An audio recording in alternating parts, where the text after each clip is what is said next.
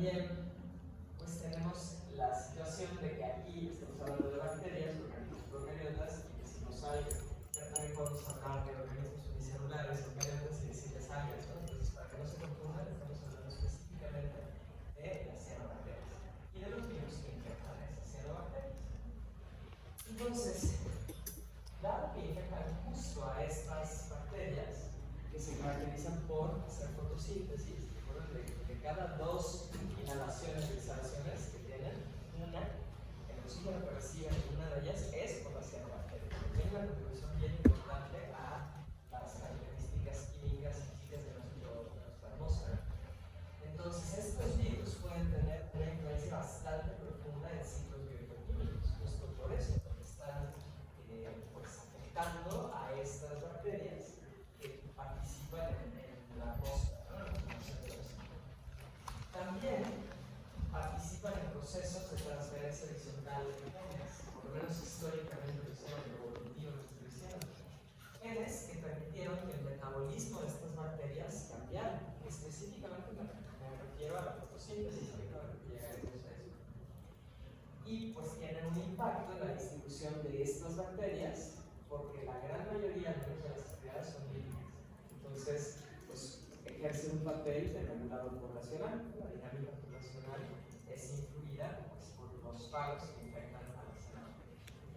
Y también pueden ser agentes potenciales de control de padecimientos algares. Adelante. Hablando ahorita específicamente de los padecimientos que tienen que ver con cianobacterias, porque hay padecimientos algares que tienen que ver con algas, eucariotas, ¿no? Para eso se llama. Entonces, estudiarlos si tienen relevancia.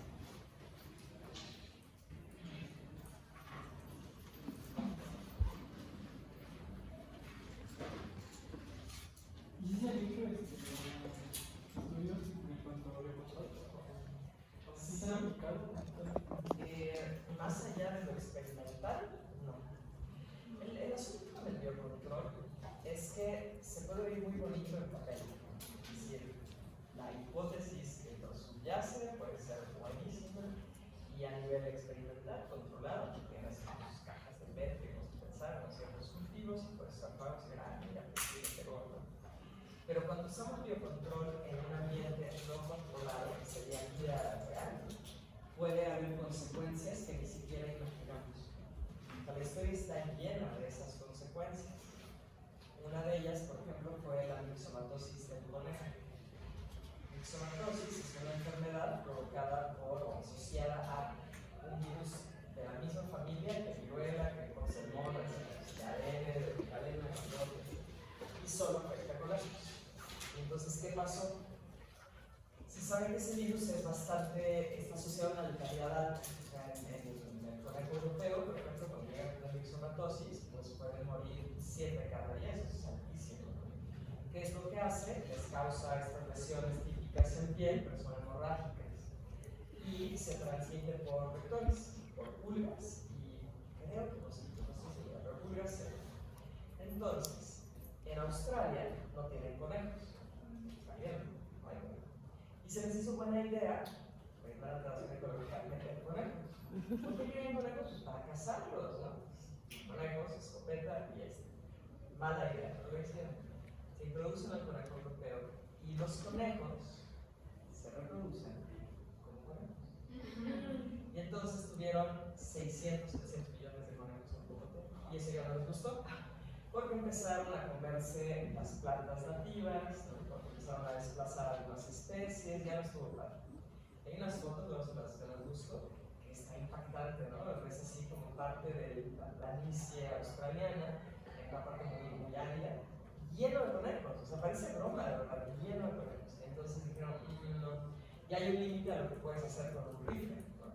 Tantos conejos puedes matar de 700 millones de conejos. Y entonces dijeron, pues ahí está, hay mixomatosis. Metamos al virus de mixomatosis que no lo tenían en Australia. Segunda pésima idea. Entonces introducen al virus, inicialmente, pues sí, hay una mortalidad alta, y luego empieza a bajar esa letalidad y se queda en etapas intermedias. ¿Por qué? Porque no tomaron en cuenta la transmisión del virus. El virus se transmite, les digo, por vectores. Una pulga solamente pica a un animal que está vivo. De hecho, cuando un animal muere, lo primero que se observa es que se dan todos los ectoparásitos. Está más frío, cambia de temperatura, la sangre no circula, lo que ustedes quieran. Y entonces las variantes que mataron a los conejos rápidamente no fueron seleccionadas a favor. Las variantes que pues casi no hacían nada, lo que a veces puede ser así, tampoco. ¿Por qué? Porque para que la pulga se infecte tiene que picar al conejo infectado cerca de una lesión. Y si te causan muy poquitas lesiones, pues las pulgas no se infectaban. Eso también se seleccionó a favor de las variantes intermedias. Y entonces hoy en día Australia tiene conejos y virus del rizoma del conejo. ¿Sí ven? O sea, se oía bien el papel. Es un virus que el conejo europeo en laboratorios ocasiona esta mortalidad. Ah, genial, lo uso para el control y todo. Entonces yo tendría mucho cuidado con eso, solo por eso les pongo agentes potenciales. Pero tendría que haber realmente muchos estudios, muchos, que tomen en cuenta características psicológicas y evolutivas. Porque si la visión es así de túnel y solo dices, ah, esto, mata esto, puede salirte medio. Bueno, ok, entonces, colectivamente podría decirse que son ficovirus, pero esto lo vamos a dejar aparte. ¿Por qué? Porque esto es muy confuso. Fico quiere decir alga. Los ficovirus pues son virus que infectan a las bacterias que son algas, pero también a nosotros, a las algas eucariotas. Entonces, por eso los separé y dije cianófagos, por favor. Y vamos a ver a los otros, los virus que infectan algas eucariotas en el siguiente. Sí, claro, son para separar, son células distintas, completamente distintas. Dentro de los cianófagos hay 6 grupos principales. Tenemos estos, así se llaman, y el nombre se deriva del hospedero. Es muy probable que la ICTV ya tenga nombres así, ¿no? Bonitos como latín, es muy probable, y la verdad es que no los busqué, pero así es como se consideran, como se agrupan estos. Los numerales, estos numeritos, indican subgrupos, y esto está cambiando conforme investigan más y más de los cianófagos.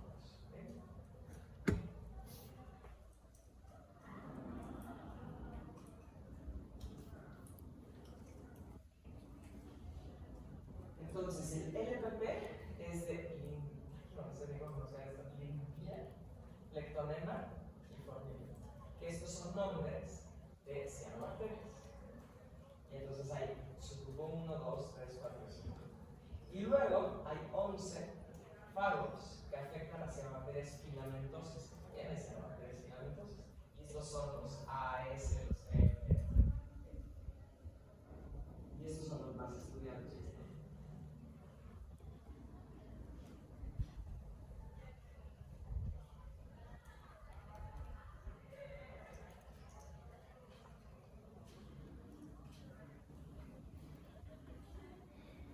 Y estas familias deberían de sonarles, ¿no? Dentro de la familia Miovidae, lo vimos la vez pasada, Odovidae y Sifovidae.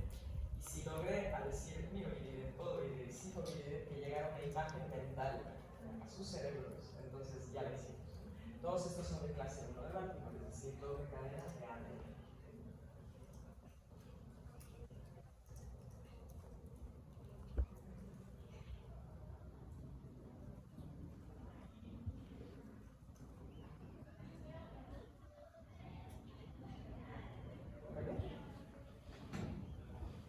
Entonces, pues como en todo, ¿no? Si hay diferentes tipos de virus, es de esperar que su morfología y sus propiedades fisiológicas también cambien.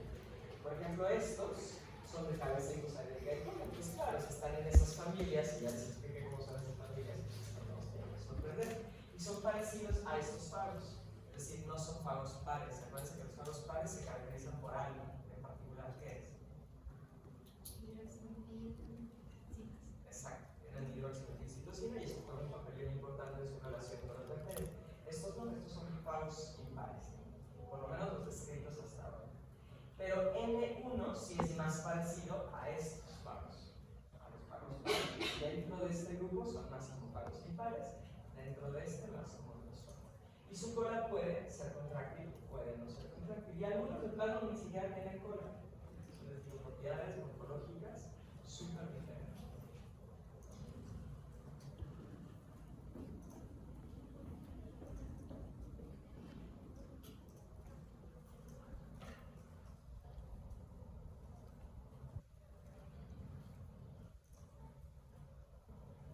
En términos de las propiedades físico-químicas tenemos esto, tanto morfológicas como físico-químicas. Tenemos aquí a dos subgrupos de las TPP y aquí tenemos otros de los grupos. Aquí vamos a la morfología, todos estos son isocédricos, este es hexagonal, una forma rara, como hemos mencionado, no es tan común. En términos de la cola, y aquí vemos los granómetros que conforman la cola, en este no hay. Y todos estos ahí están marcados, ¿no? Que el tipo de cola se larga, se corta. La naturaleza, estos dos no son contráctiles, este sí es contráctil, este es contráctil. En angstroms, diámetro de la cabeza, entonces ahí, por ejemplo, pues estos son más grandes. Esto de clase es algo específico de este tipo de fagos, ¿no? De estas cianobacterias, no vamos a meternos en detalles, es un rollo muy clavado de los bioquímicos, no relevante.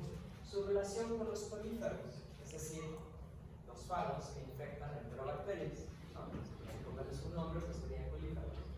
Pues este es más parecido al T3, T7, este es como T7, este como T2, T4, etc. Y este pues sigue funcionando.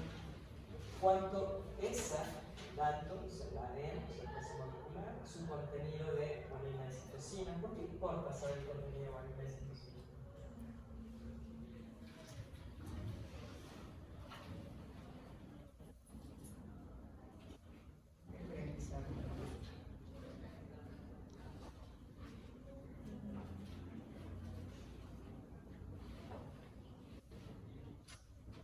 Que las uniones entre estas bases son muchísimo más como fuertes, digamos. Entonces, las uniones entre estas, los nucleótidos, determinan mucho la estabilidad de estos uniones. Entre más bajo es, más inestable va a ser, en otras palabras, más tasa de mutación. Por eso se vuelve relevante. Coeficiente de sedimentación, ¿qué es esto? Es un coeficiente de sedimentación. También visto como S. A lo mejor han oído hablar de esto.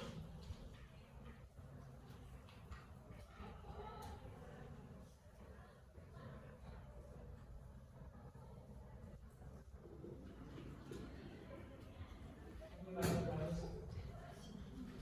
¿Me suena? 16 es. ¿Qué es ese? No es esta misma S, pero no se refiere a esta S. Una subunidad, exacto. Tenemos subunidad ribosomal grande, subunidad ribosomal pequeña, y esas a su vez se pueden fragmentar, digamos. Entonces, esto es subunidad. Pero eso es sedimentación. Se refiere, y se aprendió primero en esto, por eso se lo estoy poniendo, a que ustedes pueden ver qué tan rápido precipita cada una de estas subunidades. Qué tan rápido cae. Es un indicador de tu masa. Entonces, a eso se refiere, coeficiente de sedimentación, primero reportado para esto, pero ahora se usa de muchas formas. Ahí pueden ver los pesos, cuáles son los más pesados de cada masa.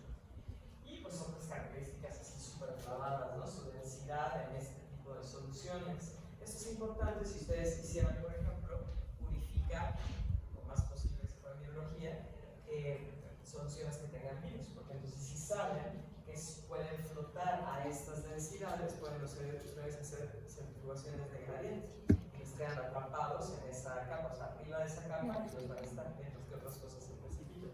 Por eso es útil saber y estabilidad, etc. Entonces, realmente lo que quiero que vean es que las propiedades físico-químicas de estos fagos es bastante diferente. Ok, y luego tiene otra cosa interesante. Este NLP1 es absorbido en la superficie del algo, o sea, con esto es algo de lo que dentro. Y el ADN, esto queda aquí, y el ADN ya se eyectaba hacia el citoplasma, pero el mecanismo por el cual eyecta no se conoce. Sí, como estaba súper bien descrito, aquí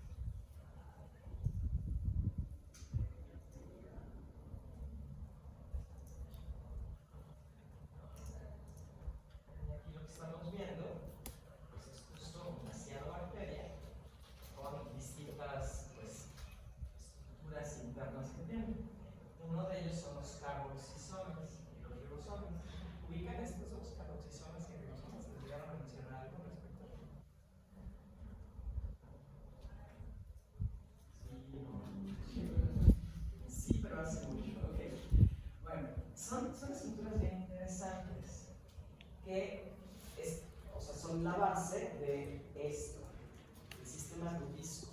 También se nos mencionaba hace mucho, que es rigurosa, es un sistema bioquímico muy importante para el metabolismo de las cianobacterias.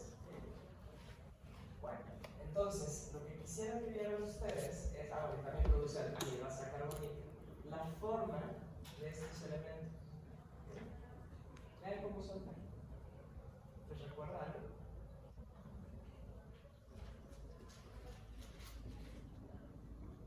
Si les enseñara esto y quito el carboxisoma, ¿qué hubieran pensado que es esto? Una cápside.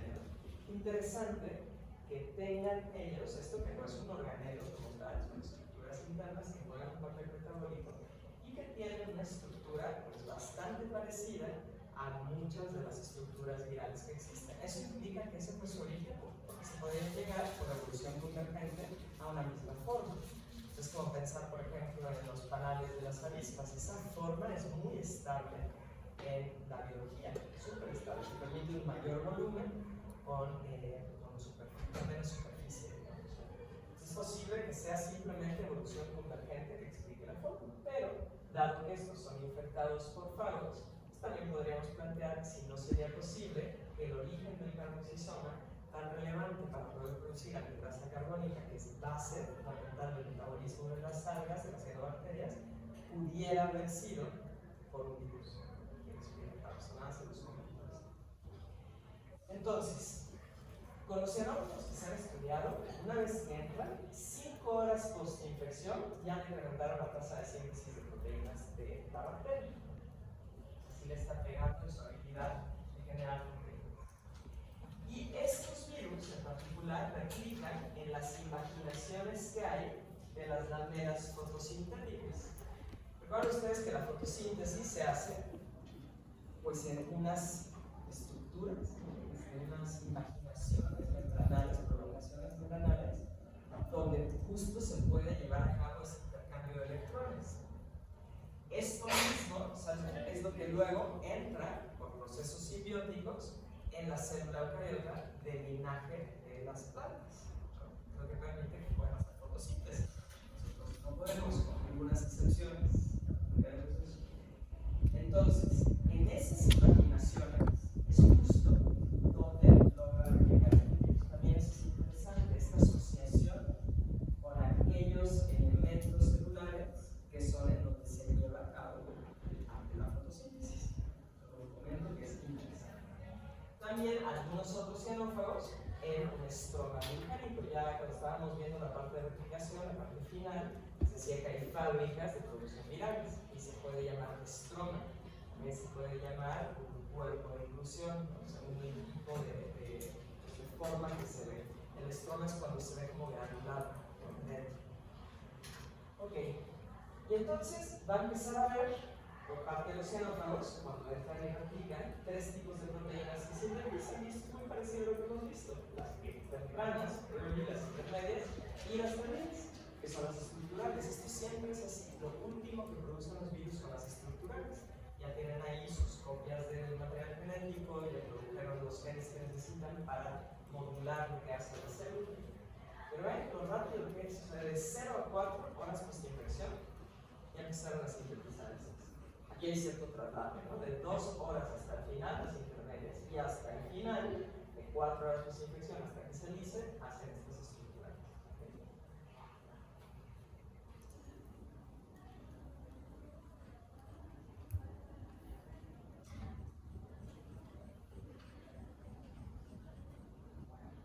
Entonces, más o menos a las 3 horas después de que esté infectado, el cianobacteria suavemente empieza a ser degradado.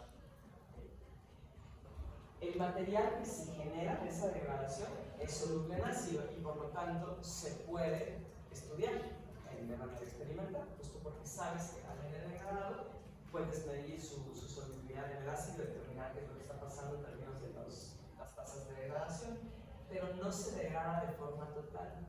Eso es parte de lo que va formando el estroma biogénico. ¿A qué me refiero con eso? Tenemos aquí a una cianobacteria, no tiene núcleo, pero tiene un cromosoma bacteriano. Este empieza a degradarse, no completamente, y justo este material genético, estos nucleótidos, son los que está usando el virus para poder hacer sus copias. Y entonces esto va formando como un estroma, como algo que se ve como más oscuro dentro de la célula. Ese es el estroma biogénico. O sea, en esencia, ¿qué es? Los viriones se están replicando y los pedazos de ADN que se están degradando. Eso es lo que queda. Se empieza a ensamblar, luego las proteínas maduran y luego se libera por lisis. ¿En cienófagos siempre van a analizar la célula? Pues no sé si siempre, porque creo que no se han estudiado tanto, pero la gran mayoría son libres. Y lo que hace a esa bacteria que están infectando es alterarle la respiración, ¿no? Y la respiración, pues me refiero justamente a este ciclo, por el cual el ciclo Krebs y la fotosíntesis que están generando este oxígeno, les afecta ese proceso. El metabolismo bacteriano queda afectado y su habilidad de fijar nitrógeno. Por eso juegan papeles tan importantes estos virus en los ciclos bioquímicos, justo por esto, es uno de los.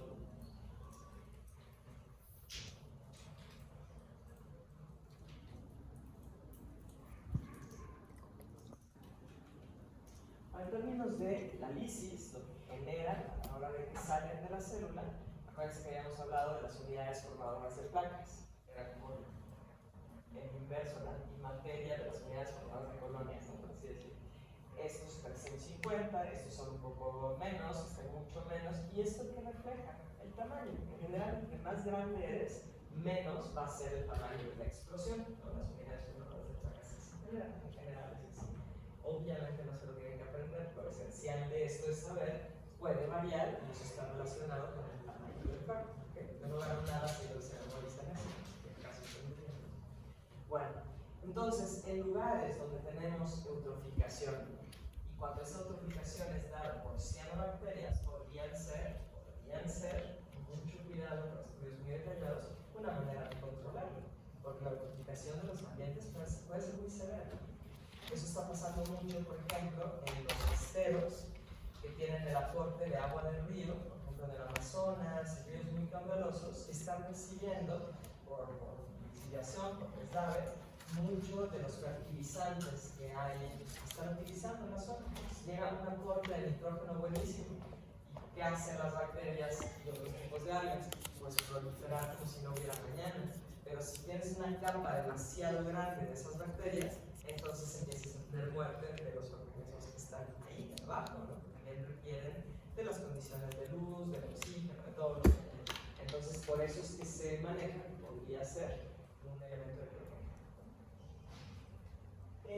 Ahora, son específicos de los géneros, eso es bueno. ¿Por qué? Porque tú no quieres poner un cianófago que te acabe matando todo. O sea, la idea que vamos a hacer es que sea específico, eso es buenísimo. Pero son bien difíciles de hacer. Esa es la parte mala. Entonces, teoría se oye muy bien, pero no siempre. Ahora les decía lo de la fotosíntesis, y se menciona de los carboxisomas, y se menciona de que están replicando asociados a esas lamelas fotosintéticas. Bueno, hay algo muy interesante. Todos, espero yo, conocen el proceso de fotosíntesis y cómo se origina en la cianobacteria original. Ahora hay linajes de eucariotas que pueden usar fotosíntesis porque contienen pues pequeñas cianobacterias que quedan por simbiosis, ¿no?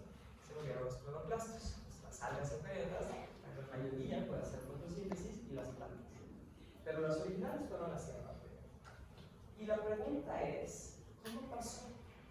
O sea, sí sabemos que hace más o menos, no sé, 2.700 millones de años comienza a llenarse de oxígeno lentamente en la atmósfera, ¿no? Lo cual fue bueno para organismos como nosotros, a la larga lo ha sido, pero pésimo para los que estaban en ese momento, para muchos. ¿Por qué? Porque el oxígeno oxida, de ahí el nombre, ¿no?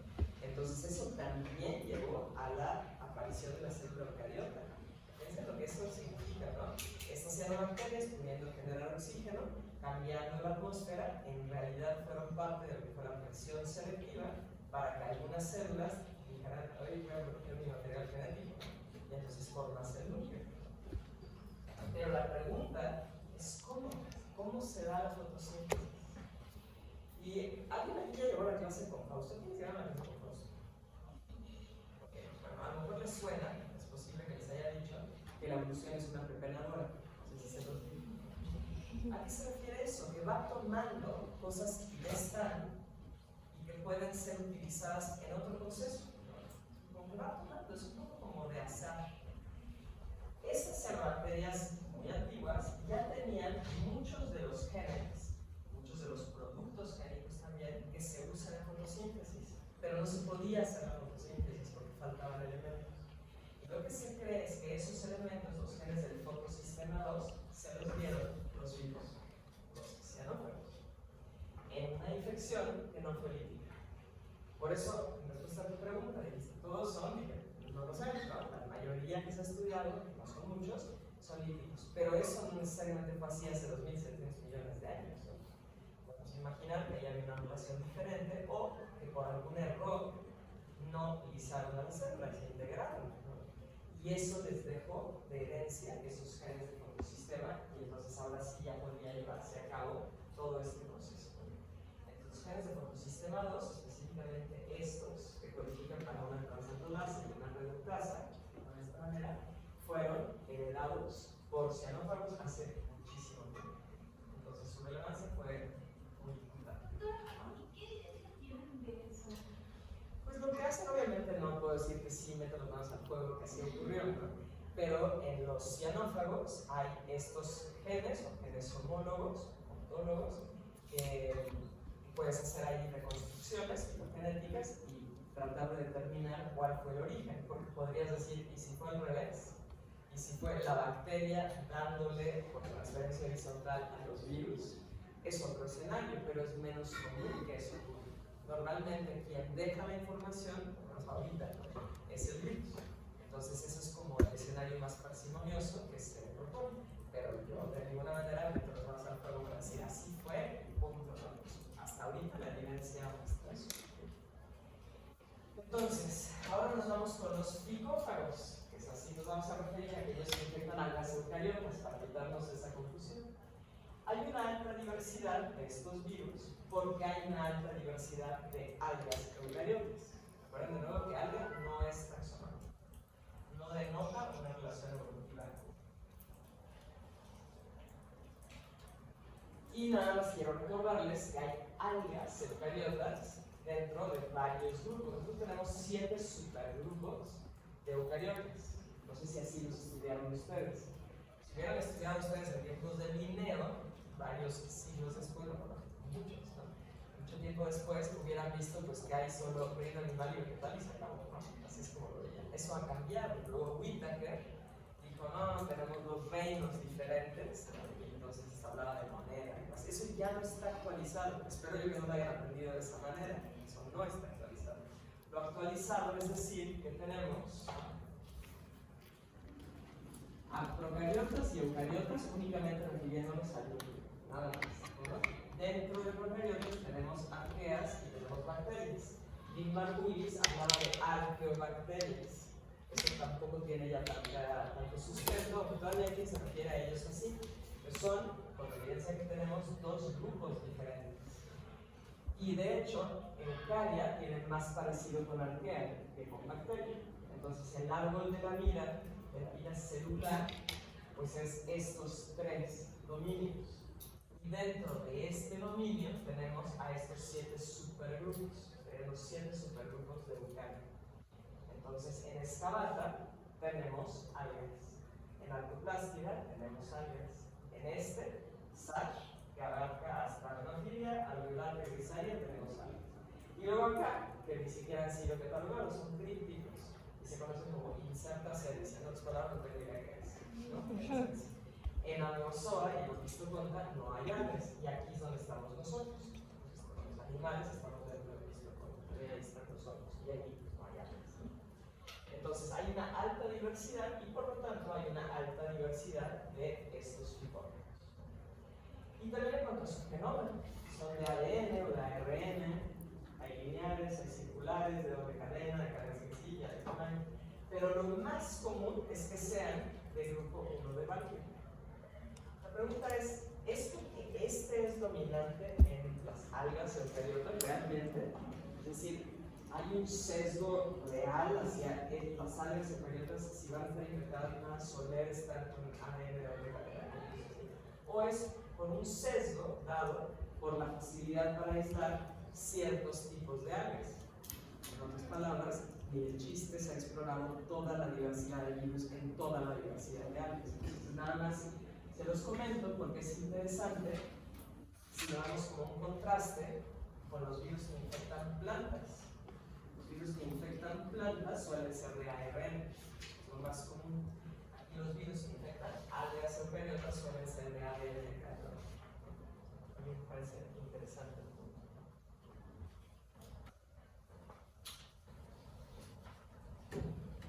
Y estos también, estos ficófagos, influyen sobre procesos ecológicos y también bioquímicos, un poco por lo mismo, ¿no? Las algas eucariotas que practican fotosíntesis, pues también tienen una contribución importantísima en la atmósfera, ¿no? Y esta relación que tienen los virus con ellos influye en esos ciclos. Y pues esto aplica para cualquier virus en realidad, están dirigiendo la evolución de los hospederos. Más allá de pensarlos como líticos o malos o que causan la enfermedad, en esencia lo que está pasando, si ampliamos nuestra concepción temporal, es que están dirigiendo o participando en la evolución de los hospederos. Hay una especie de selección equivalente a la de presa-depredador, exactamente lo mismo que ocurre con los ejemplos de Lotka Volterra, que siempre ponen el mismo ejemplo. ¿Sí vieron ustedes Lotka Volterra? Sí, del lobo y el conejo. Sí, como Zorro, pero así, ¿no? Exacto, donde ves, ¿no? Este tipo de oscilaciones, de población de conejo y este tipo de oscilaciones de población de lobo. Es un poco lo mismo lo que ocurre. Al final es una coevolución, una selección antagonista y pues, bueno, eso en esencia está ocurriendo y por eso van dirigiendo la evolución. Y también permiten fácilmente intercambio genético, eso lo vimos con los bacteriófagos, pasa algo parecido. Y entre más se estudia también a los virus eucariotas, también hay evidencia de que hay intercambio genético. Y esto nos obliga a pensar qué son en esencia los virus. Si son simplemente como maquinaria de intercambio de información genética, y por lo tanto juegan un papel enorme en la evolución, o realmente podemos concebirlos como organismos en sí mismos. Para que se queden pensando en eso, ya tenemos tiempo de discutirlo mucho más. Bueno, entonces influyen sobre la estructura de la comunidad microbiana, ¿no? Lo microbiano lo estoy usando así como censurar, o sea, llamando un poco de todo. Y hacen algo que se conoce como viral shunt. No encontré la forma de traducirlo bien. Pero básicamente lo que esto significa es que en el ambiente acuático alteran los virus la composición y la distribución de la materia orgánica. Están afectando dónde va a haber más materia orgánica. ¿Por qué? Porque cuando una célula explota, es rizada por un virus, ahí hay muchísima fuente de carbono. Ese carbono está nutriendo todo así el ciclo, toda la red trófica. Entonces, donde hay virus, va a haber muchísimo más carbono. Y ahí se está hablando de una columna, así es como se maneja en el agua. Entonces determina dónde va a haber mucha más posibilidad de vida, geográficamente, físicamente, los virus. Y también, por lo mismo, pues está incluyendo la distribución de las partículas, los ciclos de nutrientes y puede haber la respiración celular, lo cual se refleja en el oxígeno que tenemos en el ambiente. Considerando su relevancia, es súper triste que se ha estudiado relativamente poco de ellos. Otra vez eso denota el sesgo que tenemos en nuestra comprensión de los virus. Lo que más se estudia es virus asociados a enfermedad. Y está bien, lo entiendo. Hay toda una rama de la biología que está muy subexplotada. Ok, se han encontrado aproximadamente, seguramente este numerito ya subió, o sea, cada semestre sube un poco, 60 especies de algas. Y hay 6 géneros ya descritos por la ICTV. O sea, hay más géneros, pero todavía no los han descrito como tal. O sea, hay muchos virus que todavía no están descritos. Y están dentro de la familia Phycodnavidae. Entonces, Fico, alga, DNA, ¿no? Phycodnavidae. Y aquí están estos géneros que ya han sido descritos. Por ejemplo, ¿ustedes han trabajado con o han estudiado a Paramecium bursaria? No hicieron ninguna práctica con paramecio. Es un bicho padrísimo. Es genial, es voraz, es un comedor así compulsivo. Es una sola célula, es un ciliado, grandote, y tiene unos tricocistos que cuando lo estresan los avientan como si fueran así estrellas ninja para tratar de defenderse. Es súper bonito para tener cultivos así. Vamos a tratar de conseguirlos. De hecho, si nos dejan pasar aquí al jardín botánico, hay un jardín botánico chiquito, ahí tienen paramecio en el agua y podríamos ahí verlos. Bueno, paramecio se asocia con clorela, se la pasa agarrando clorelas, por eso se ve verde por dentro. A su vez es regulado porque clorela, que es uno de estos, es afectado por clorovirus, es una de estas algas eucariontes, es afectado por clorovirus. Entonces, fíjense, ya empieza a haber ahí relaciones de tres, ¿no? Este infecta clorela y clorela es comido por y mantenido por paramecio, lo tiene allá adentro. Entonces, eso da posibilidad de muchísimas pues como transferencias genéticas o simbiosis genéticas, si lo quieren ver ahí, entre ellos, por ejemplo, una metiltransferasa y una endonucleasa. Esos son bacterianos, ninguno de estos son bacterias. Tienen genes bacterianos probablemente porque algún virus a la larga hizo ese intercambio, hace tiempo se empieza ese intercambio genético. Entonces hay cosas bien interesantes ahí. Ok, entonces el estudio de estos virus, de estos picófagos, empezó en los 70s. Ahí lo mostraron con microscopía electrónica, pues que había estos efectos. Y lo que más estudió fue justo los tipos Navidae, porque paramecio y clorela son un modelo de estudio. Entonces lo que más ha estudiado se centró en ese modelo que ya se conocía. Y aquí pues, hay algunas cosas que se pueden ver, ¿no? Cantidad de citas, cantidad de publicaciones iniciales. Si ustedes hicieran una búsqueda de PubMed, pues habría más, pero no crean que cientos más. Sigue siendo muy subrepresentado, ¿no? Fue en el 83, por ejemplo, que se desarrolla el primer ensayo de placas. Parece que las placas son estos espacios donde ya no queda nada, para poder estudiar a estos virus que infectan a algas eucariontes. Y con eso logró aislar el coronavirus PBCD1, porque PB Paramecium bursaria clorela. Ese virus infecta todo eso, ¿no? Ese combinado. Bueno, y tenemos esta relación entre ellos. Entonces aquí están los Picornavidae. Y vean aquí. Herpesviridae, Aculovidae, Fuxviridae. Estos infectan a vertebrados y este invertebrados, ¿no? Vertebrado, invertebrado. Este también algunos invertebrados. Y hay cierta relación.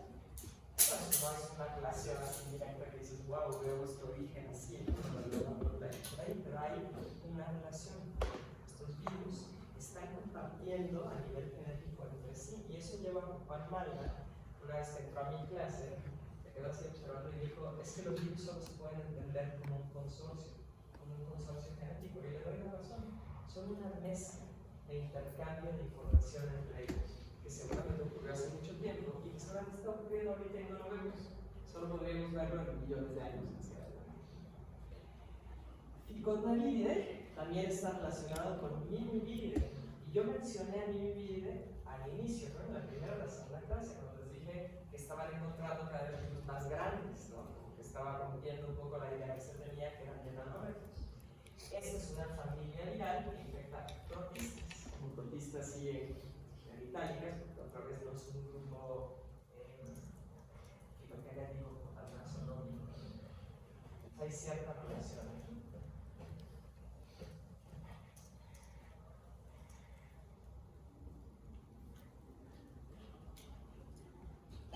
Entonces, mucho de lo que se sabe actualmente de este virus gigante, pues se ha basado en los estudios, muchos que existan, de Picornavidae.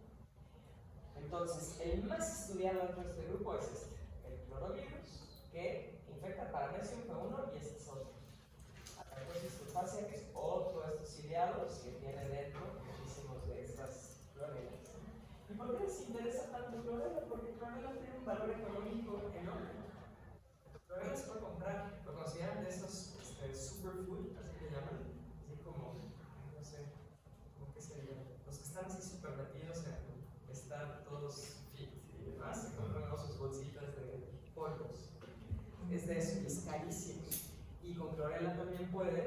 generar fertilizantes naturales.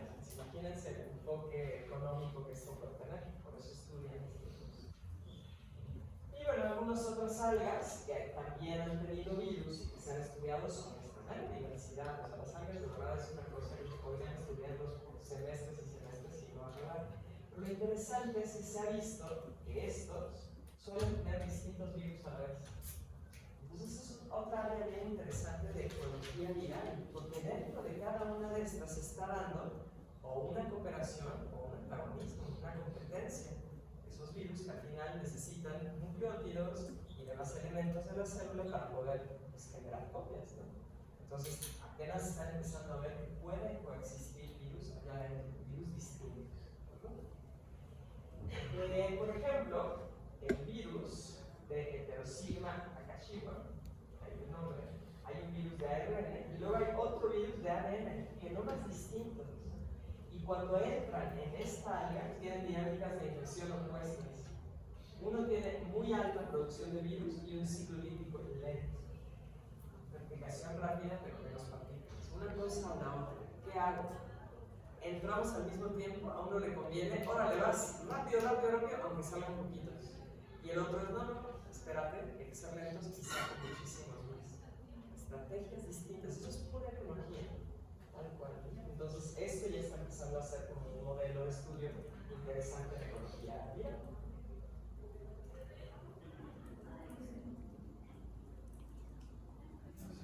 Ok, en diatomers sí se han estudiado también, pero lo único que se ha encontrado hasta la fecha son virus de ADN cadena específica, sería la clasificación 2 de Van. A la fecha se han visto que son isométricos, acuérdense que isométricos se refiere a que son icosaédricos y por lo que le veas es igual, los elongados serán esos que parece que los sacaron con forceps, ¿no? Sí, se aplastaron. Y el ADN circular, eso suele ser así en los virus de esta clasificación, piensen en parvovirus, piensen en circovirus, que hemos platicado, y el tamaño más o menos corresponde a los que hemos estado viendo desde grupo urbano. Son programas bien sencillos. Codifican para una nucleasa, para su proteína de cápside, dos barcos de lectura que no se han podido describir muy bien, súper sencillos. Quizás reflejando también la sencillez de estas diatomías. Entonces, eso es de lo poquito que se ha visto en diatomías. Hongos, ¿hasta aquí hay una duda? Virus que infectan hongos, que se conoce como licófagos. Estos son muy raros, muy raros, porque no hay, al menos no en nuestro presente, virus que infecten hongos que estén afuera, es decir, no hay transmisión de virus de hongo a hongo. Eso no existe. Son endógenos. O sea, el hongo ya no tiene un virus. Entonces, ¿cómo se transmite? Cuando el hongo se reproduce, el virus se replica. Eso sería análogo a lo que pasa con las mitocondrias, por ejemplo. O sea, cuando una célula entra en mitosis, las mitocondrias se dividen. Si no, pues cada vez tendríamos menos mitocondrias, como la diabetes. Es algo así. Entonces, podemos comprender a los hongos sin virus, o lo que genoma es hongo y virus. Y entonces son virus. Es una cosa rarísima, ya es endógeno a ellos. Todos, a la fecha, son de ARN cadena doble. Lo cual es bien raro, porque ARN cadena doble, digamos, que no tiene un equivalente en las células, los organismos celulares. Entonces están ahí y no se está dando una respuesta inmune. ¿Por qué? Los hongos no tienen respuesta inmune, no, tienen, todos los organismos celulares tienen. Ha sido muy pobremente estudiado. Si ustedes quisieran describir el sistema inmune del hongo y ponen el sistema inmune hongo, van a encontrar un montón de publicaciones, pero de respuestas de los hospederos a los hongos. Y dices, no, yo quiero ver qué hace el hongo. Entonces, realmente no lo estudian. Y a mí me parece muy interesante porque esto debiera ocasionar una respuesta muy contundente. Y no parece hacer, y ya están ahí. Y entonces las infecciones son, si podemos hablar de síntomas en un hongo, que podemos dar en cuenta que un hongo, no sé, huele a no hay eso, no hay síntomas. Pues no, porque ya son endógenos a ellos, no les hacen daño. Entonces, no son infecciones que deriven en algo, pues como las bacterias, pues digo, la lisis, pues mismo que digamos no le está haciendo daño, ¿no? Como los vertebrados, ni vertebrados, hasta en una planta, ¿no? Son latentes y claro, son persistentes, pues sí, son endógenos, están ahí, van a estar. Y se han encontrado en todos los hongos filamentosos. Todos los hongos estudiados filamentosos tienen estos microvirus. ¿Se puede decir que es como una relación? Pues sí, es una endosimbiosis, porque la definición de endosimbiosis es que el simbionte esté dentro de la célula, ¿no? Dicen la simbiosis lo es. Simbiosis serían todos los que hemos visto. O sea, porque una simbiosis no tiene que ser positiva. Simbiosis lo único que se refiere es interacción entre dos especies o más, especies diferentes. Nada más. Y puede ser antagonista, o puede ser benéfica para los dos, o puede ser benéfica para uno y el otro benéfico. Entonces, esta simbiosis no parece ser antagonista, de hecho parece que le da plus, le da algo extra al otro. Pero lo interesante es en qué momento dejas de considerarlo un otro organismo más. O sea, nosotros ya, nadie aquí considera que las mitocondrias que tienen sus células sean bacterias, ¿no? Pero vienen de ahí. ¿En qué momento esto se va a volver un organelo de los hongos? ¿No? Podría ser, no sé si vaya a ocurrir. Ahorita todavía se pueden curar los hongos. Experimentalmente tú les puedes quitar ese virus del hongo. O sea, no se ha estudiado tan exhaustivamente como para que hubiera su eficacia biológica, así, ¿no? Pero lo hemos sobrevivido, digamos. Si a nosotros nos quitan nuestras mitocondrias, no sobrevivimos. Entonces ya hay un grado de compenetración, una obligatoriedad, ¿no? A lo mejor estamos viendo pues, un proceso más lento. A lo mejor se va a acabar volviendo algo obligatorio. Entonces, se ha estudiado, por ejemplo, virus que infectan a los mismos, eso no los cultivables, ¿no? Y se ha visto que se logra transmitir cuando las hifas están haciendo su proceso de elongación y que hacen los membranas y demás, y también por las esporas, pero no está saliendo del hongo. Es decir, no se está contagiando un hongo de otro hongo por contacto con esos virus, sino dentro de ese mismo linaje de hongos, pues, ahí va el virus, ¿no? Cuando se divide, cuando se reproduce sexual o sexualmente en hongo. Se han encontrado virus en el hongo penicilio, en este otro, en ese, todos los filamentosos. Y luego, de los más estudiados, otra vez por su potencial comercial, son los virus que se consideran asesinos, en Saccharomyces cerevisiae y en los Piperotomes. De estos, este es el más estudiado. Aquí ustedes ubican a Carlos Saldaña. Carlos Saldaña es uno de los modelos con los que trabaja, con las cepas de Saccharomyces que tienen este material genético y se conocen como cepas killer. Una cosa muy interesante. ¿Por qué es interesante? Porque es muy probable que los otros virus hagan algo parecido, es que no se estudiaron. Lo que hacen es estas infecciones latentes que no son virulentas para el que tiene el hongo. Pero si tú encuentras una cepa que ese virus, para el que tiene el virus, que no tenga el virus en particular, puede ser virulento para el otro. Entonces, ¿a qué vamos con esto? Yo tengo aquí un hongo y dentro tiene un virus. Este linaje de hongo, cuando se reproduce sexual o sexualmente, va a seguir teniendo el virus y en él va a ser latente. No le va a hacer nada malo, digamos, probablemente le da ventajas, hermanos. Pero yo puedo tener otro hongo que no lo tiene. En su linaje, este virus en particular no lo tiene. Tiene otros virus, pero este no. ¿Okay? Entonces, este virus es buena onda con este, pero pésimo con este. Ahí está su virulencia. ¿Cómo? Si no hay infección. No hay infección. Pero este virus produce proteínas.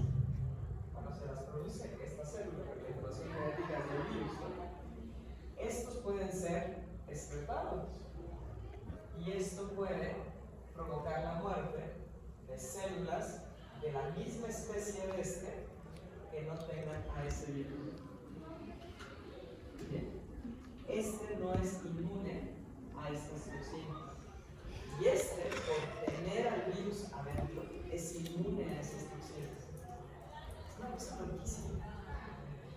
Y por eso se tiene mucha aplicación. Este sistema killer se llama así porque mata a las otras. Es muy útil. ¿Por qué? Porque ustedes pueden tener una cepa killer de Saccharomyces y usarla, por ejemplo, para un proceso de elaboración de pan o de cerveza, y asegurarse que con este sistema killer no puede haber contaminación de otros Saccharomyces que pudiera cambiarse el sabor de su cerveza o de su pan. No puede haber ninguna otra porque ustedes están asegurándose que utilizan solo un sistema killer. Esa es la aplicación. Entonces, pues está interesante. También se ha visto para agricultura que puede llegar a ocasionar, cuando lo cultivan este hongo in vitro, a veces está asociada la presencia del virus con transformaciones de cuerpos fructíferos o que tardan más en cristalinar. Eso es lo único cercano a un efecto negativo que se ha visto. Todo lo demás no es.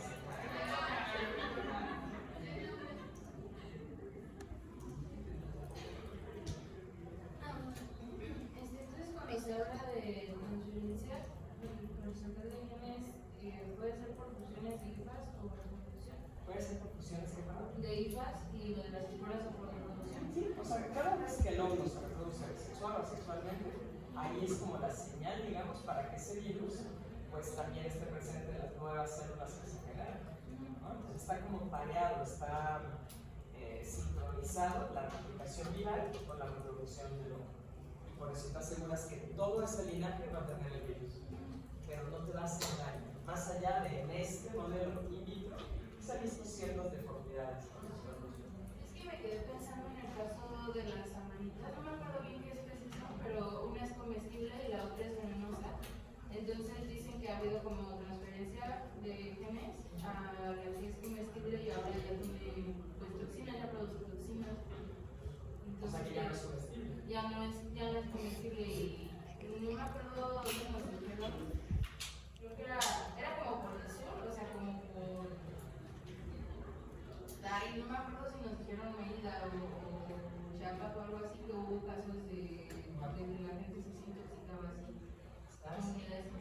Pues, o sea, está interesantísimo eso. Técnicamente no debería haber una infección, o sea, porque no hay ese hongo de ese virus de hongos extracelular. Entonces, es decir, cómo esta manita se infectó. Pero yo no sé si entre hongos puede llegar a haber algún tipo de producción sexual entre esos tipos de amanitas distintas. Y si es así, pues entonces ya puedes tener ese virus. Ahora, yo no sé si ese virus es responsable de la toxicidad. Eso no tengo idea. O sea, ni siquiera si se haya estudiado en la humanidad. A lo mejor es una suposición nada más, ¿no? Y nos dijeron de que esa transferencia pudo hacer. Está interesante eso. Sí. Estaría padre buscar los virus en esas. Se puede enfermar. Sí, pero muy interesante.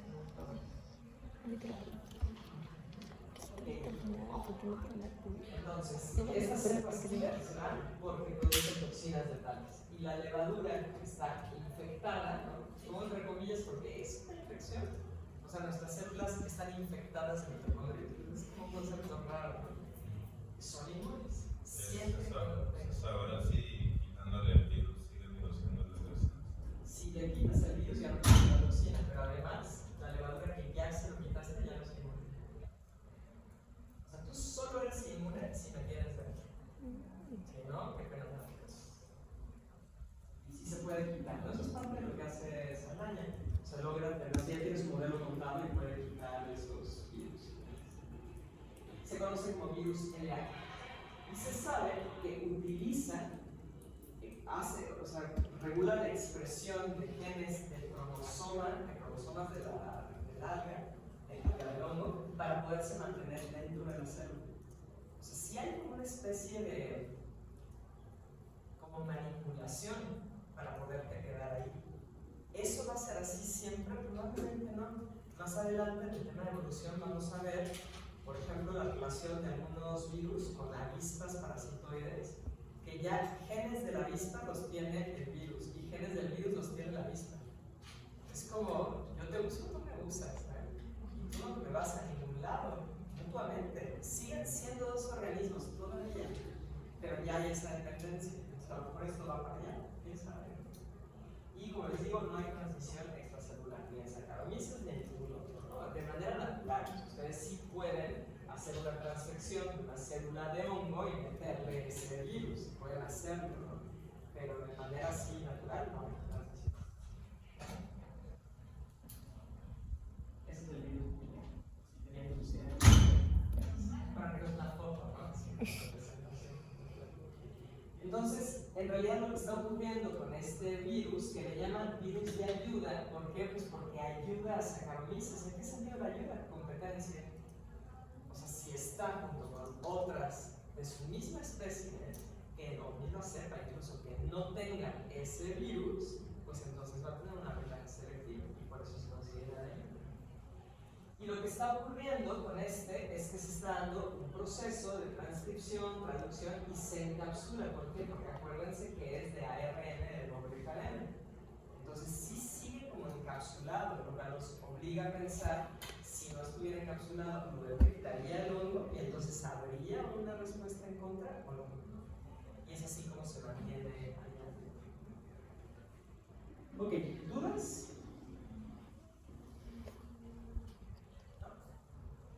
Y nos vamos con los virus de insectos. Este es el último tema antes de ver los virus de plantas. Y después de plantas, vamos ya nos centramos todo en vertebrados. ¿Okay? Los virus de insectos se conocen como virus entopatogénicos. Y aquí ya tenemos un sesgo enorme, porque implica que estoy creyendo que todos los virus de insectos les hacen daño. Porque patogénico quiere decir generador de daño. Y lo más seguro es que hay toda una serie de virus que tienen una interacción simbiótica con la insectos, simplemente no se sabe. ¿Por qué ha habido enfoque en estos virus entopatogénicos? Por tal cual. Si son virus que infectan insectos y hay insectos que son plaga para los cultivos, pues como ves que los uso para poder acabar con esa plaga. Esa es la idea. Y lo que más estudiado son los baculovirus. Estos tienen una propiedad muy particular y yo espero que la recuerden. Pueden generar sus proteínas cuerpos de oclusión, no hay inclusión de oclusión. Es decir, se cristalizan las proteínas y pueden quedarse todo el año en tierra, en pasto, en lo que sea. Entonces eso hace que sean muy atractivos porque si tú los usas como un insecticida, digamos, y rocías con eso, pues sí, o sea, vas a poder matar a las formas larvarias de esos insectos que estén, pero además vas a tener algunas partículas de oclusión que quedan ahí en la tierra. El año siguiente todavía pueden esos tener acción residual y matar a los insectos. Estos son de clase 1 de Baltimore, su forma es como alargada, como un bastón, pero hay muchos otros y yo esperaría que estos les suenen. Este ya cambió de nombre, es Ceorovidide, pero Ceorovidide, aquí está Rotavirus. Y eso lo hemos hablado en vertebrados. Poxviride, pues claro que hemos hablado en vertebrados, en mamíferos, en humano, ¿no? Pues el Pox. Peces. Barro, todos los mamíferos. Picorna, incluyéndonos a nosotros, y muchísimos. Ascovidide, este sí es de insectos, Politaviride, ese es el mundo. Estos dos son de las avispas que te estaba diciendo. Y ven, Rhabdoviride, esta raya. Es decir, muchos virus que nos afectan a nosotros pueden también afectar insectos. No digo exactamente el virus, pero menos la familia sí. Como les comentaba en una clase, afortunadamente el virus de la raya no infecta insectos, porque si lo hiciera, podría potencialmente tener la transmisión por vector. Imagínense, no sería un escenario espantoso, pero muchos de los virus de esta familia en realidad están en insectos, toda clase de insectos. Y ahora hay unos que ni siquiera están claros todavía, ¿no? Lo cual nos habla de nuevo de que pues, apenas se está empezando a describir esa diversidad de virus que afectan a insectos. Dentro de los otros virus que también han sido estudiados están estos, los Ascovidide, que afectan a los iridovirus, los iridovirus, que les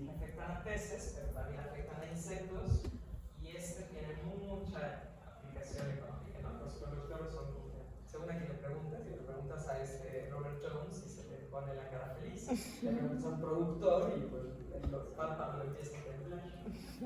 Y los polinavirus, que estos están en Hymenoptera, les decía, que están en las avispas parasitoides, y platicaremos más sobre esto en la parte de evolución, pero eso está súper interesante.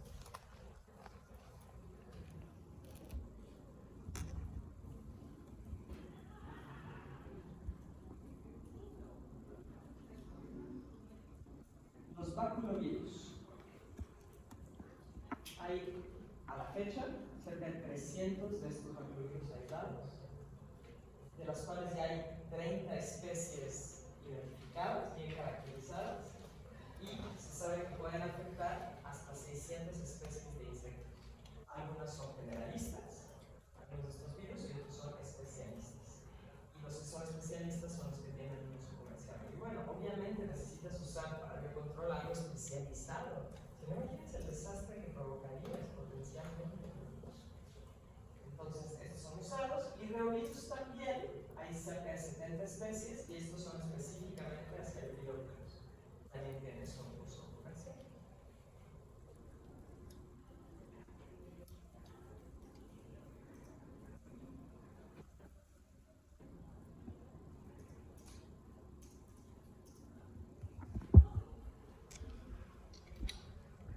Entonces, yo diría a nivel comercial, así bien utilizados, estamos hablando de cerca de 70 especies virales que pues, pueden afectar o impactar a muchas especies que son consideradas plagas.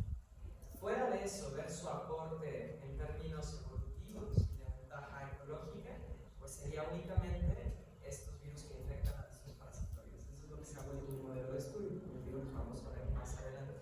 Pero probablemente hay un montón de relaciones ecológicas entre virus e insectos análogos a los de estas avispas, pues que simplemente no se estudian. Y eso, pues lejos de decir hay que chapa, no sabemos, pues es que buena onda, hay muchas cosas que todavía se podrían descubrir. Les adelanto, por ejemplo, que el veneno de las avispas, alguien ha aplicado un veneno de avispa, ¿no? Y si duele un montón, ¿no? Te va a morir, pero bueno. Ese veneno no es de la avispa, son genes virales. O sea, incluso algo así, imagínense la ventaja evolutiva que le dio tener veneno a la avispa. Enorme. Pero no es suyo. O sí, ya, ahora ya es suyo, porque esa es una relación simbiótica de mucho tiempo, muy estrecha. Los consideramos también, ¿no? Lo biótico fundamental. Así como lo de la avispa, hay un montón que van más allá de simplemente decir, ah, genial, con esto puedo ser millonario y voy a tener una empresa de control, pues tratar de conocimiento. Y aquí hay algunos ejemplos, ¿no? De los que han sido exitosos para el control de antídotos. Tenemos aquí a varios baculovirus y dentro tenemos alfa y beta, por ejemplo, ¿no? O sea, aquí está uno, otro tipo, que han sido utilizados para estos antídotos y cuáles son los tipos de cultivo que se han beneficiado. Entonces, pues sí, o sea, desde una perspectiva de producción, de sustentabilidad alimentaria o de soberanía alimentaria, pues claro que está padre, ¿no? Si decimos que tenemos un problema de alguna plaga que está afectando el maíz, ¿y qué opciones tienes? Pues usar pesticidas que se van a acumular en la cadena trófica, que incluso pueden llegar hasta el humano, etc. O puedes usar algo así, que solo afecta ese tipo de plaga, pues sí tiene una ventaja. Y entonces se imaginarán que aquellos que han intentado desarrollar, sí se ha intentado hacer empresas de biocontrol, suelen ser aplastados económicamente por grandes consorcios químicos, como Bayer, por ejemplo, Monsanto, Monsanto se compra Bayer. Entonces, porque no les conviene. Ellos siguen vendiendo sus pesticidas y también siguen vendiendo sus plantas resistentes a los pesticidas, es decir, pues tienes un círculo vicioso, ¿no? Usa el pesticida, luego no te crece nada, pero pues no lo compran porque está. Sí es una alternativa. Los más asociados son baculovirus y el asunto son reguladores poblacionales porque afectan a las larvas. ¿Por qué? Si yo les digo que algo afecta negativamente, o sea, mata a un organismo cuando es adulto, organismo en el que sea, ¿no? Al adulto, un virus fácilmente un regulador poblacional, pero si yo les digo afecta a una etapa, no sería larvaria, pero saben a qué me refiero, antes de ser adulto, y aquí el virus lo mata, es un regulador poblacional. ¿Por qué? Porque no llega a la reproducción. Claro. O sea, si es que se puede reproducir, pues da igual que lo mate el virus, ¿no? La esencia poblacional es no lo importa. Estos retrovirus solo afectan la larva. Eso es bueno desde esta perspectiva, pero malo desde la concepción del agricultor. Porque las formas adultas los vas a seguir los vas a seguir viendo, al menos al inicio, cuando todavía no como tenido suficiente tiempo tu producto. Y ellos lo que quieren es ver que ya no haya nada. O sea, yo no quiero ver al grillo que está masticando mis hojas, ¿no? Pero es que espérate, sé paciente, porque voy a romper ese ciclo. O sea, voy a poder regular la población. Mientras, pues sí, seguirás teniendo un daño si las formas adultas de esta plaga consumen tus hojas. Lo bueno de los retrovirus es que les digo que hay muchos que sí son específicos a un tipo de insecto. Solamente infectan, eso es lo mejor. Y tiene la ventaja de que se desarrolla poca resistencia en el insecto. Si yo utilizo un químico,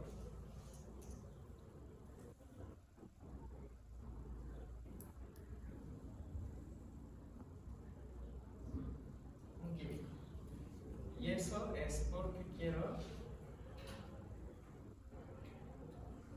matar a un bicho, ¿ok? Y yo lo estoy poniendo. Vamos a pensar que de 100 de estos bichos va a poder matar, no sé, a 90. ¿Por qué no al 100? Pues porque aquí hay variaciones, ¿no? Va a haber algunas variantes que puedan resistir.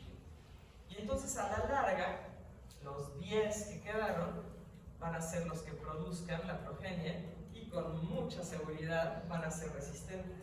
Así que muy rápidamente desarrollo la resistencia. Es lo mismo que pasa con los antibióticos. ¿Por qué aquí hay poco desarrollo de resistencia? Usando adenovirus y no ocurre aquí. Aquí sí hay alta generación de resistencia.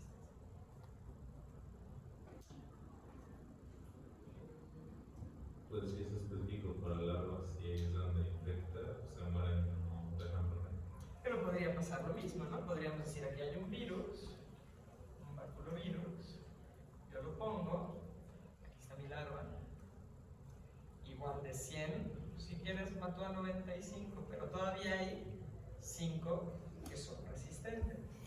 ¿Por qué no pasa lo mismo?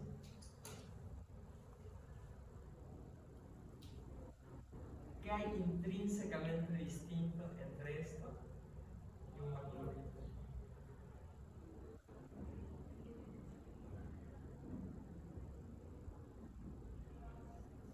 ¿Puede ser la parte de la mortalidad?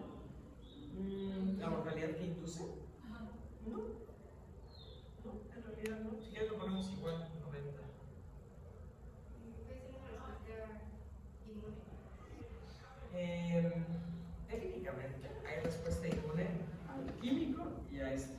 O sea, nosotros generamos una respuesta inmune, por ejemplo, si nos dan cianuro, sí, si no te van dando el cianuro. O sea, al final sí reconoces que es un elemento foráneo, pero normalmente el cianuro te mata antes. Si te muerde una nauyaca, deberías de generar respuesta inmune. ¿Dónde están mis anticuerpos? Es que te matan muy rápido, o sea, los anticuerpos tardan 15, 21 días, ¿no? Lo mismo. Entonces, técnicamente con los dos vamos a tener respuesta inmune. Pues tiene que ver porque los químicos siguen siendo químicos y los virus están también. Claro, esto no puede cambiar a menos de que la persona modifique la fórmula. Eso lleva su tiempo. Esto está sujeto a una coevolución. Así que, hubo aquí estos que se salvaron. También eso va a inducir, de manera mucho más rápida, porque sus ciclos son más rápidos, a cambios de aquí. Entonces, a la larga, lo que yo veo es un mucho menor desarrollo de resistencia, porque aquí estamos hablando de coevolución y aquí estamos hablando de evolución. ¿Sí queda claro eso? Único problema, la muerte es lenta. Y también en lo que mueren las larvas, pues puedes seguir comiendo, ¿no? Entonces lo que se necesita es mucha educación del agricultor, explicarle muy bien, esto va a pasar, no estreses, mira, dale tiempo, al final no estamos contaminando ni el suelo, ni el agua, ni nada. Pero muchos agricultores creen que la idea de tú resolver el problema rápido y por eso se siguen usando pesticidas. Los agrovirus son así. Ya había platicado un poco de esto, ¿no? Aquí está un cuerpo de oclusión que contiene a varios de estos baculovirus, todos en conjunto, y a veces son solitos los cuerpos de oclusión con un solo baculovirus adentro. Lo importante es que así cristalizados son resistentes, pero años, pueden quedar en el ambiente mucho tiempo. Hay virus que afectan a vertebrados que pueden estar asociados con enfermedades que causan cuerpos de oclusión. A la fecha no se ha reportado, afortunadamente, ¿no? Porque si no, podríamos estar haciendo una exploración arqueológica, que buena onda, te encuentras una tumba y al rato te cuento, ¿no? Afortunadamente no parece que sea. Entonces, bueno, ¿qué se sabe? Que tiene proteínas que permiten que hagan lo mismo que estamos viendo de la replicación, interactuar con una proteína celular, y esta es una proteína de fusión, se activa, entra por endocitosis, se libera el genoma del núcleo, lo produce, se libera, se transcriben los genes y repiten el ciclo rodante. Todo esto ya vimos estos procesos, ¿no? Para que la misma cosa. Se forma la nucleocápside y en la fase de oclusión lo que ocurre es que se envuelve el virus en una proteína que él provoca, la poliedrina, y eso produce lo que se conoce como cáliz, que es una matriz de proteína cristalizada. Y así es como se dice. Y en realidad la lisis es porque se desintegra el cuerpo de la larva. Súper gacho. Al desintegrarse el cuerpo de la larva, pues entonces quedan ahí todos los viriones y caerán al suelo, algunos quedan en la hoja. ¿Y cómo se da el ciclo? Pues que llega otra larva inocente, come esas hojas, tiene cuerpos de oclusión y al llegar a su tracto digestivo, el pH saca de ese estado cristalizado a los viriones. Entonces, pues, se sostiene.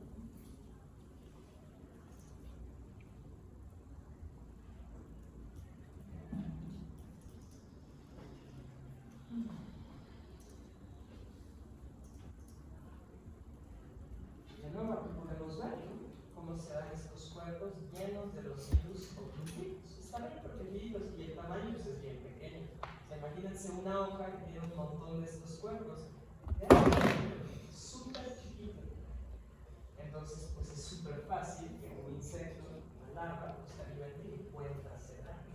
Entonces, aquí tenemos la larva hecha puré.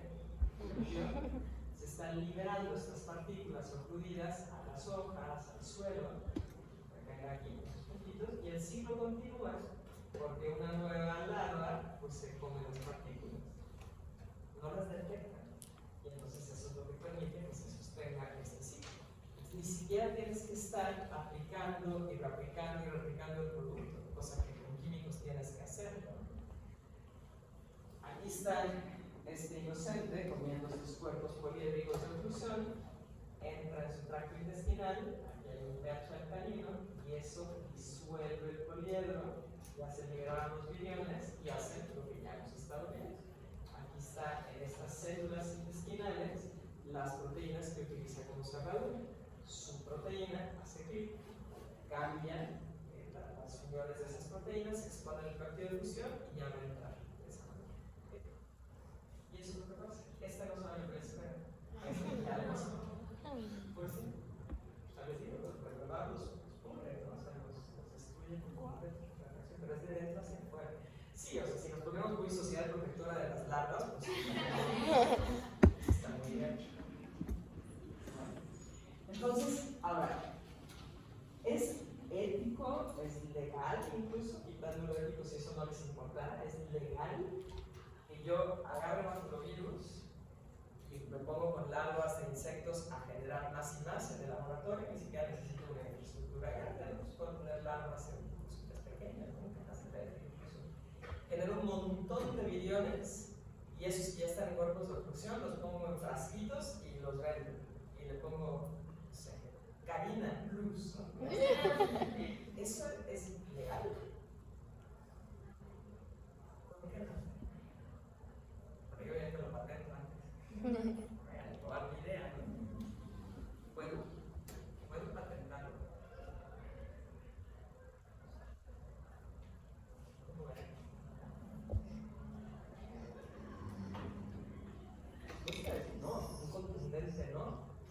Porque si ustedes piensan que yo puedo agarrar virus, cultivarlo y patentar eso, implicaría que yo podría agarrar un manatí, comprar cómo se reproduce en cautiverio, patentar muchos manatíes y patento el manatí.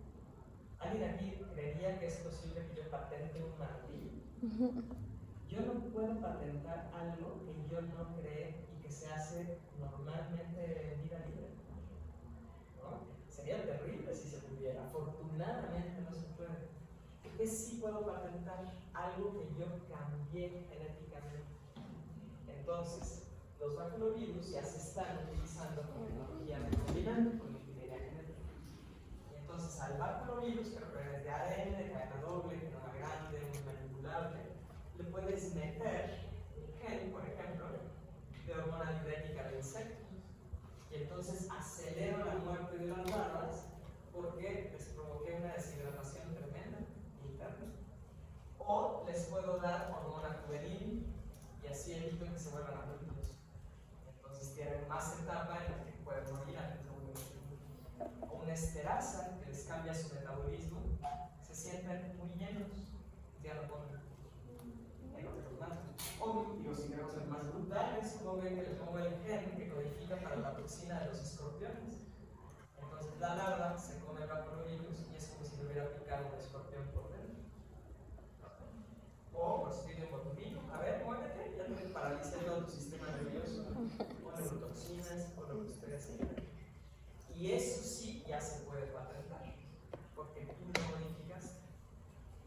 Y eso me encantaría que se quedara con ese conocimiento de aquello que tú puedes modificar técnicamente, ya podría ser tuyo. ¿Okay? En todas las especies, pues técnicamente sí. Incluyendo al humano, pues técnicamente sí. Si alguien hiciera ingeniería genética afectando a las células germinales no somáticas de un humano, pues sí, técnicamente eso ya no es humano, y como lo hice yo, bueno, no yo, no, pero alguien, pues sí lo voy a patentar. ¿Eso es ético? Desde mi perspectiva, no. ¿Es legal? Sí. Lo legal, muchas veces, no tiene nada que ver. Bueno. Aquí, por ejemplo, pueden ver desde 2013 que finalmente se reconoce un receptor humano de baculovirus. Y eso hizo todo un revuelo, porque dijeron, ¿será que los baculovirus pueden afectarnos a nosotros? La respuesta es no. Recuerden que no solamente es el receptor lo importante, sino que la célula sea permisible. Entonces, hasta ahorita no ha habido ningún problema. Pero es cierto que las fronteras que antes se creían que eran, o sea, si infectan mamíferos, solo infectan mamíferos, ¿no? Y muy pocos virus van a poder ser de mamífero y de vertebrado y de invertebrado, ¿no? Y de planta, pues planta, ¿no? Eso ya está un poco dudoso. Es decir, ya son mucho más tenues esas fronteras. Pero solo recuerden que esto, ok, ya es un caminito al lado, pero no implica que la célula sea permisible. Incluso desde la perspectiva del pH alcalino que se requiere, es completamente distinto al pH que tiene el espacio intercelular en vertebrados en general, sobre todo en humanos. Bien distinto. Entonces, pues sí, a lo mejor puede, en teoría, si llega a ese receptor, podría entrar, pero no necesariamente se dieron todos los cambios que hubieran requerido para que su proteína funcione. Entonces, eso nada más que los comento. Ahora, otro relevante, sobre todo para nuestro país, es el virus del síndrome de las manchas blancas. Este afecta a camarones. Estamos en virus de invertebrados. Este afecta a camarones con un impacto tremendo económico. Nuestro país produce mucho camarón, no es el único, Costa Rica también, Chile también, o sea, hay muchos lugares, pero México produce mucho camarón.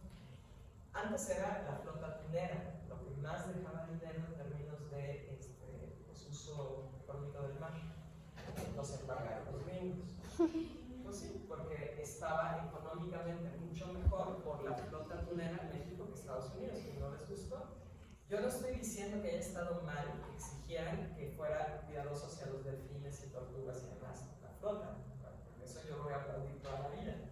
Pero hay mucha hipocresía cuando un país te embarga y ellos usan la misma técnica que tú, porque entonces tendría que ser parejo, ¿no? Actualmente México, a nivel mundial, es el país que menos atrapa delfines y tortugas y demás, pero es carísimo, porque la técnica lo que involucra es que haya observadores en todos los barrios y ponen las redes, ¿no? Entonces ya cuando jalan a los delfines, hay buzos que si ven ahí, por lo menos nosotros ven delfines, entran y los sacan. Imagino que el costo del esfuerzo es una locura.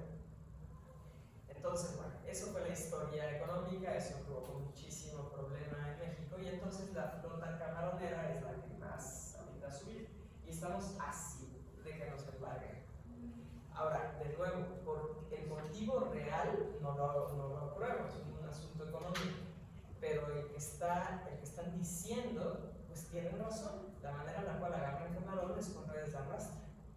Redes de arrastre es echas algo, una red con algo muy pesado que toca el fondo y vas jalando.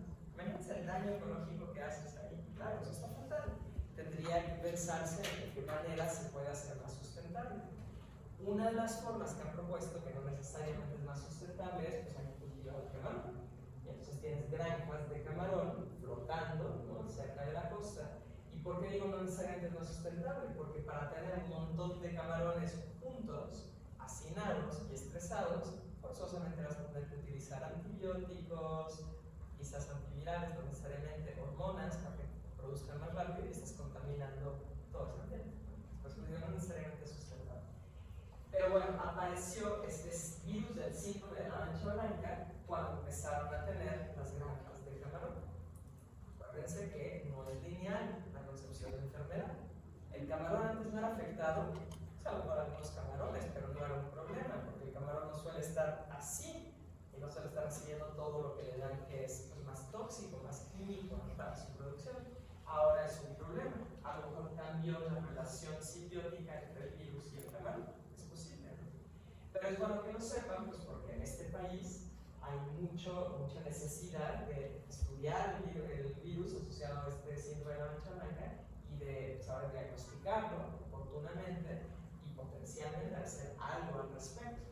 Incluso se está generando, no estoy diciendo que sea una cosa buena o mala, solo les digo neutralmente, se está generando una vacuna contra el virus.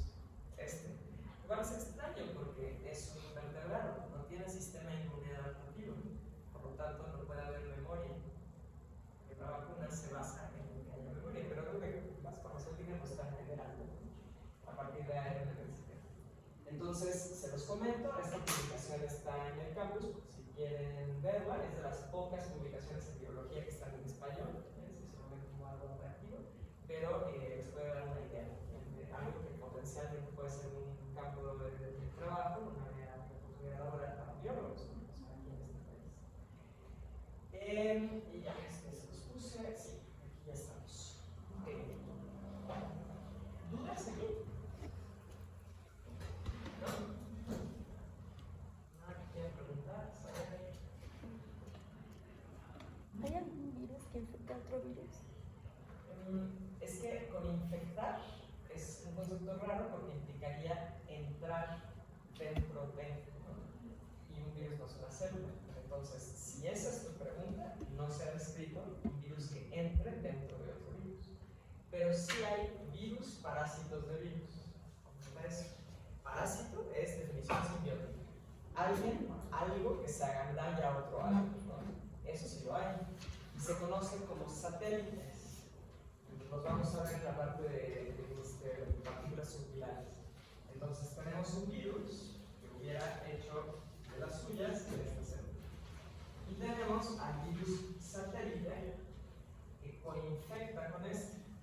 Y entonces lo agandalla aquí, porque cosas que la célula está haciendo gracias a este dice, ah, genial. Algunos incluso se cubren de las proteínas que codifica y que produjo la célula. Sí está muy gacho. Pero a veces hay otros que no los llamamos satélites, sino viroides, que pueden, cuando coinfectan, hacer que la destrucción celular sea muchísimo más rápida. Por ejemplo, hepatitis B, que vamos a ver en la parte de patogenia comparativa, tiene asociado cierto grado de daño. Pero si hay coinfección de hepatitis B con hepatitis D, que es un viroide, entonces hay 10 veces más probabilidad de que sea una hepatitis fulminante en la persona. Y lo loco es que ese hepatitis D,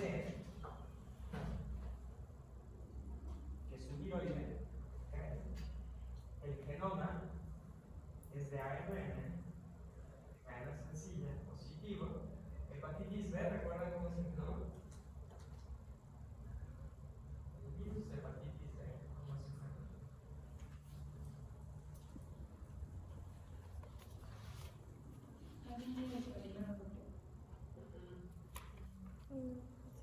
No, eso sería el grupo 3 Baltimore. Es uno raro, todo lo hace raro. ¿Qué clase de Baltimore es? El 7, es decir, es de ADN, cadena doble incompleta, más colita de ARN. O sea, nada que ver, ¿no? Y esto, en esencia, es un transcrito, ¿no? O sea, ARN cadena sencilla, 5', 3', pues es un transcrito. Es 90 y tantos por ciento, no sé, 95% idéntico a un transcrito hepático humano. Así que, ¿qué es eso? Un viroide es en esencia algo que salió de nuestras células. ¿Qué es lo que hace? Se cubre de las proteínas de este. Entonces es un, a veces, transcrito hepático humano cubierto de proteínas de hepatitis B. No sé, pueden ahí detallar un poco de cómo pudo haberse dado eso, ¿no? A lo mejor aquí tenemos una célula hepática, entró hepatitis B, la célula entró en pánico, ¿no? Pues hay una infección ahí y a lo mejor algunos transcritos dijeron, bye, la unidad selectiva ya dejó de ser así. Esto, o sea, ¿no? Como ratas abandonando el barco, no sé. Pero para sobrevivir tenías que agarrar proteínas de acá. No sé, no estoy diciendo que sí haya sido, pero pues no sé qué se les ocurre a ustedes para explicar el parecido con un transcrito hepático, además humano. Es muy loco. De verdad es muy extraño. Entonces, esto es, pues, si me permiten llamarle virus a esta cosa, un virus que parasita a otro. Pero que entre en uno nunca se ha visto. Nunca ha habido eso. ¿Algo más? ¿Pueden como coexistir como diferentes cepas o serotipos? ¿De virus dentro de una misma célula? Sí, de forma experimental se puede hacer. En vida libre lo que pasa es que es muy difícil que tú puedas tener como la certeza de que se dio al mismo tiempo o incluso están dentro de la misma célula. O sea, lo que se sabe es que hay coinfecciones, pero a nivel organismo. Entonces tú podrías tener una persona a la cual le tomes una muestra de exudado bronquial, te pones a ver todos los virus que hay ahí por secuencias, digamos, y puedes decir, ay, órale, qué loco, hay 8 virus distintos, ¿no? Pero están en la misma célula. Entonces sí lo puedes ver experimentalmente, pero pues, es súper difícil ver si eso pasa tal cual en la misma célula, en una persona, en un organismo vivo.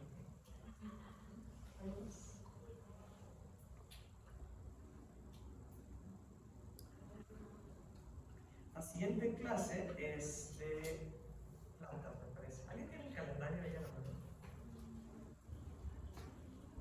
Más para volver a recordarles cuándo es el examen, las prácticas y demás.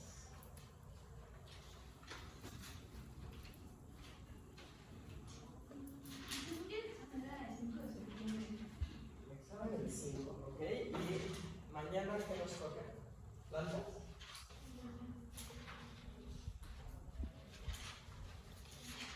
Mañana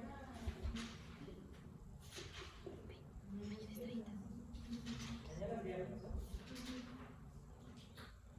30, dice unidad 5, 5. Entonces, si se van hacia arriba, es que casi seguro que son plantas. Fitovirus. Fitovirus. Y esto que vi acá, esto que hay afuera. Entonces, el martes, ¿qué tenemos programado? ¿Otro de fitovirus?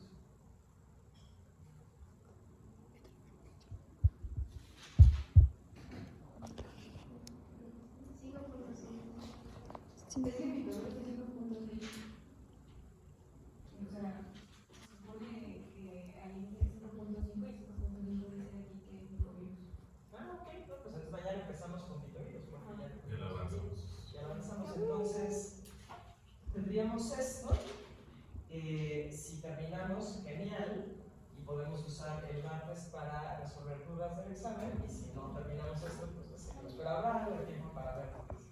Su examen es el 5, yo no voy a estar, se va a aplicar Carla Cadena, el examen, y luego tienen práctica la siguiente semana. Yo estaré fuera desde este día como hasta el miércoles de la otra semana. Entonces, nada, ella estará con ustedes, y les dije la vez pasada dónde iban a hacer las prácticas, ¿no? Que ya alguien se había encontrado, uno es el laboratorio de bromatología, y la práctica para colectar las muestras va a ser aquí en el campo. Podrían verse aquí en el salón con Carla y a partir de ahí se van, ¿sale? Entonces tengo que dar que... ¿No les han dado la práctica todavía? Sí, sí. Bueno, pues